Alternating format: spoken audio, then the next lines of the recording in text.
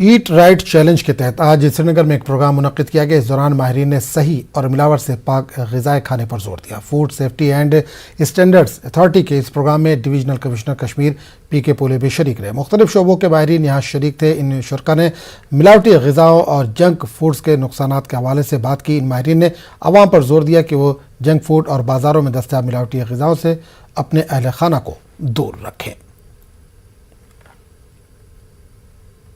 Programme का मकसद यही था कि लोगों तक हमें अवेयरनेस चाहिए कि हमें वही चीज़ें खानी चाहिए कि जिससे हम अच्छे सेहतमंद रहें, न्यूट्रिशियस फूड खाएं, बैलेंस डाइट खाएं, ताकि जो आगे नॉन कम्युनिकेबल डिजीज़ हैं जिसमें से कार्डियोवास्कुलर डिजीज़ हैं, स्ट्रोक है, ब्रेन हेमरेज के चांसेस बढ़ जाते हैं, हार्ट अटैक के चांसेस बढ़ जाते हैं, कैंसर्स जो हो जाते हैं वो उसमें भी देखा गया है कि फूड रिलेटेड उसमें भी काफ़ी उसका असर अंदाज रहता है। सो इस प्रोग्राम का मकसद यही था कि लोगों तक हम सही बात पहुँचाएँ कि हमें सही खाना चाहिए और बाकी जो जंक फूड हैं उनसे इज्तनाब करना चाहिए। हमने सैकड़ों में सैंपल्स उठाए और हमने ये पाया कि कहीं कहीं पर जो फूड है उसकी क्वालिटी सब स्टैंडर्ड है, जो अनसेफ फूड्स हैं उसकी तादाद बहुत कम है। अगर हम मिल्क की बात करें, अगर हम स्पाइसेस की बात करें या किसी भी फूड आइटम की बात करें, जो उसमें हमने अडल्ट्रेशन पाई वो उस किस्म की नहीं है। मैं आपको वसूख के साथ कहूँगा, जो पहले अगर मैंने स्पाइसेस की बात की, जो पहले अडल्ट्रेशन होती थी वो आज की डेट में नहीं हो रही है। यूटी है आज की डेट में, मैं आपको ये खबर भी दे दूँ, खुशखबरी है कि हमारी यूटी सीरियल नंबर 1 पे आ गई throughout our country so far as implementation of food safety laws are concerned।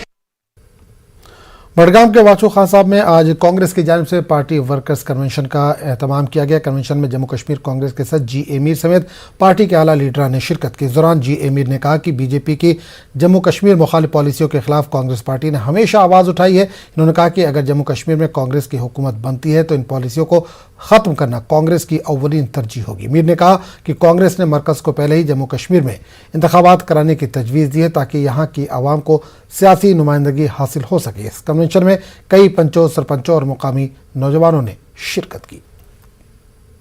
इसका कल भी आपने सुना होगा, 4 अगस्त 2019 में जो हमारी रियासत थी जिस शक्ल सूरत में थी, उस शक्ल सूरत में जम्मू कश्मीर के लोग चाहते हैं कि हमें स्टेट वापस दिया जाए। तो आपने अभी 70 मिनिस्टरों का यहाँ पर पिकनिक का टूर देखा, पहलगाम जाना, सोनमर्ग जाना और एक फोटो किसी डिस्ट्रिक्ट हेडक्वार्टर में जाकर उठाना।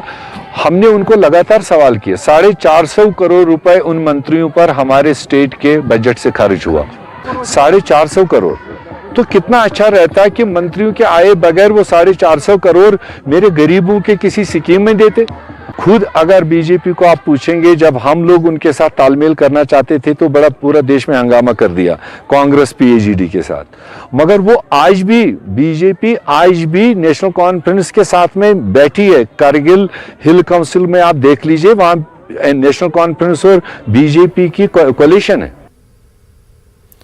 जन जागरण अभियान के तहत कठुआ में कांग्रेस की जानिब से एक प्रोग्राम का इनेकाद किया गया। प्रोग्राम में प्रदेश कांग्रेस कमेटी के नायब सदर रमन भल्ला ने शिरकत की। इस दौरान कारकुनान से खिताब करते हुए इन्होंने बीजेपी को तनकीद का निशाना बनाया। भल्ला ने कहा कि बीजेपी कौमी असासों को बेचने का काम करे। इन्होंने कहा कि मोदी हुकूमत का हर फैसला अवाम मुखालिफ साबित हो रहा है और अवाम महंगाई से परेशान है।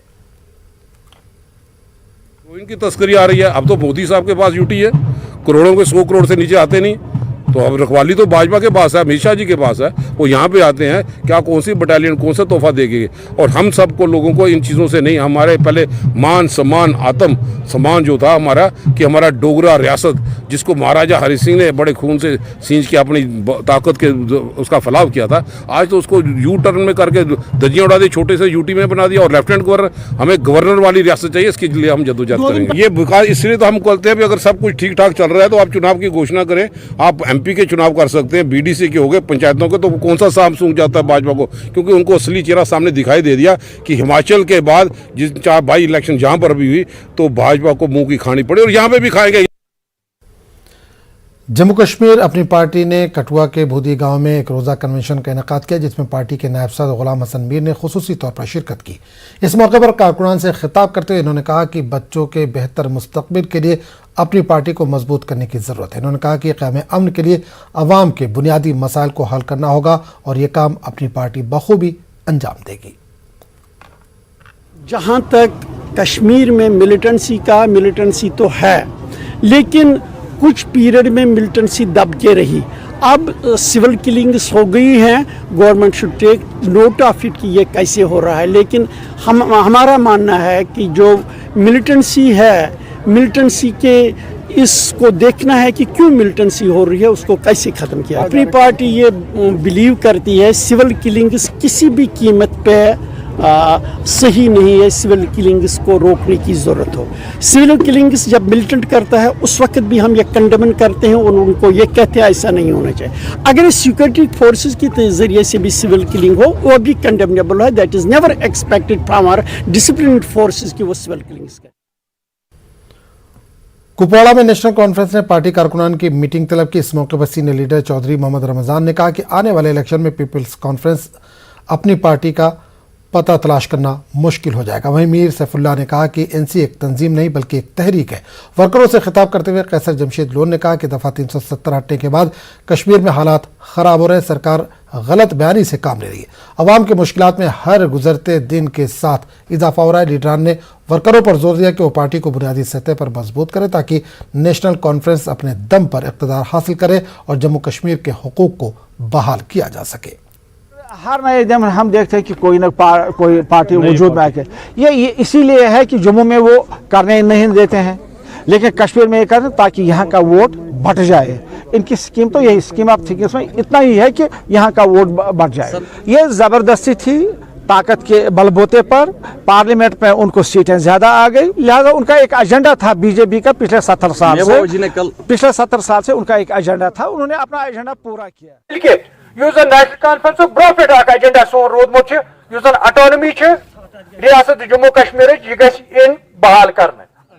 नेशनल कॉन्फ्रेंस एजेंडा, यह नेशनल कॉन्फ्रेंस नार, यह नेशनल कॉन्फ्रेंस जबान।